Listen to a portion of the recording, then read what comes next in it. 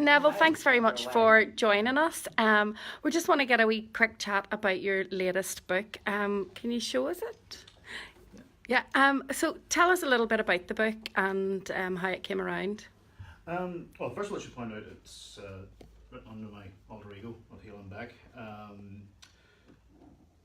The books under my own name, Stuart Neville, tend to be set in Northern Ireland usually. The books as Hale and Beck are usually set in the States. So this one is set in the States.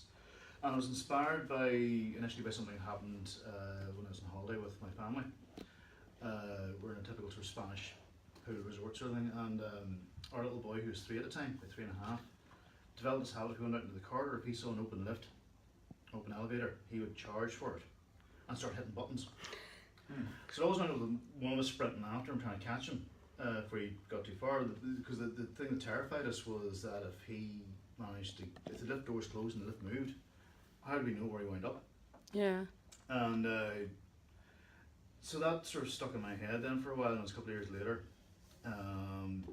This book then took shape, and the way it developed was that incident of the little boy disappearing in the elevator. In the book, the lift doors close and the mother doesn't know where the little boy's wound up. But that is really just a springboard for a whole bunch of other stuff that then goes on. There are other people around who might have an interest in the child, that sort of thing. But it's unfortunately one of those books I can't say an awful lot about. Yeah. It's give too much away. And how long have you been writing now? My first book was published in 2009, so 10 years as a published author, but I'd written 2 novels before that. That will never ever see the light of day. This was just not very good. Will it ever see the light of day, do you think? No? That's it? No, it's gone? It's in the bin? I dug one of them out, I remember a few years back, and had a read of it and thought, wondered, is this salvageable? Could I rewrite this and knock it into shape? No. And what attracted you to the crime genre? It was just, I think most writers are a product of their reading. Okay. That's what I read. My first novel, debut novel, had a bit of supernatural in there as well. And that would reflect that the first grown-up author I read as a kid was Stephen King. Anybody who grew up through the 80s read Stephen King. And but as an adult, it was people like James Ellroy and Dennis Lehane and particularly the American sort of neo-noir authors that I was starting to get into. So that very much influenced what I was writing, and pretty much even if I sat down to try and write a horror story, then a horror story would end up being a thriller. Okay. Just that, I think you can't help writing what you write. Yeah. And as I say, it's a product of what you've read, what you sort of taken in and absorbed, you sort of put out again. And what would you say has been the hardest part of being an author over the years? I'll be honest, it's come to be the actual writing itself. And in the previous interview with James there, talking about the idea of, I do think the first novel very often is the easiest. The second is a bit harder, the third's harder again. When you get to 10 novels. Yeah, that's where it starts getting difficult. Oh, it started getting difficult long before that. It's just degrees of difficulty. It just gets more and more difficult. Part of it is, I guess, that the more ground you've covered, the less scope you have, less freedom you have. There's a part of the danger of repeating yourself. You always want to try and find something different to say, but also the corners you painted yourself into in terms of, particularly if you're writing a series, and also reader expectations. If you build up a readership, you always want to be mindful of what's expected of you from the readers, and as well as your editors and agents and so on. So all those different factors, plus the pressure of writing under contract, I find much more difficult than just writing on spec. All those different pressures come to bear, and I find that every book gets a bit more difficult. But it's just a matter of grinding it out. Do you remember that moment at which inside your brain you were like, I'm an author now?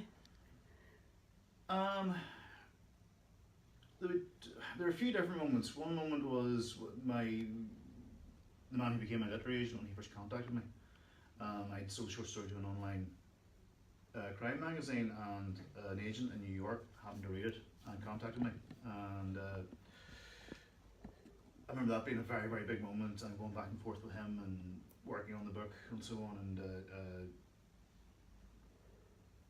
being able to sort of say, probably I've now got a literary literary agent. I think that was the moment where, actually I'd been writing in secret. I hadn't told anybody I was doing it. Okay. Which is surprisingly common. Quite a few authors do that. I hadn't told anybody. I thought it was a ridiculous thing to be doing. It seems like just a nonsense waste of time to be spending hours every night writing stories with no hope of ever seeing the light of day. So when I actually got a literary agent, I actually started telling people, actually, do you know I write? This is the thing I do. So that was a big moment, just that the validation of getting a literary agent. Then another was walking past Eason's. The first time walking past Eason's and looking through the window of my book, being up on the shelf. See, I wouldn't be able to contain myself. What was your reaction? I sort of walked past a couple times and then went and asked them could I sign them. And then it was, I think it probably went very, very red when I asked them. And another big thing was also the first time I went to a crime fiction convention, expecting to be given very short thrift for everybody who was there, but being welcomed in to this kind of writing community. And that was a big deal, being welcomed by other writers into this kind of, I don't want to use the word club because it makes it sound cliquey, because it's not cliquey, but finding that you might imagine there are sort of barriers, there are walls there to keep outsiders out, if you know what I mean, but the fact that I found it such a welcoming community, I think was a big moment as well. Yeah. And very lastly, what would be your advice to up and coming authors or people who have an idea in their head and haven't done anything with it? This sounds terribly glib, but it is simply just to write.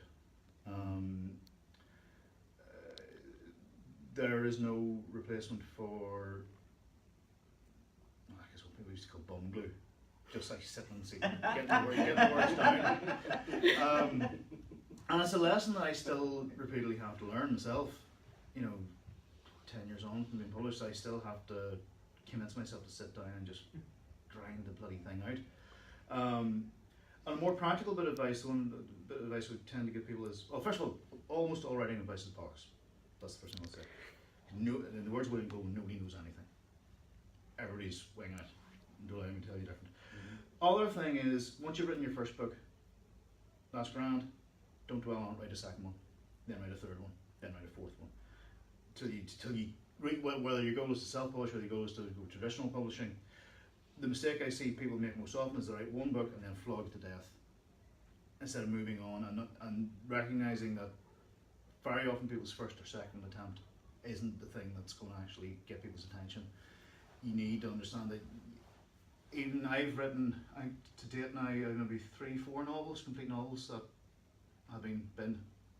But that's part of it. You learn every time you write a novel that doesn't work, you learn and you move on.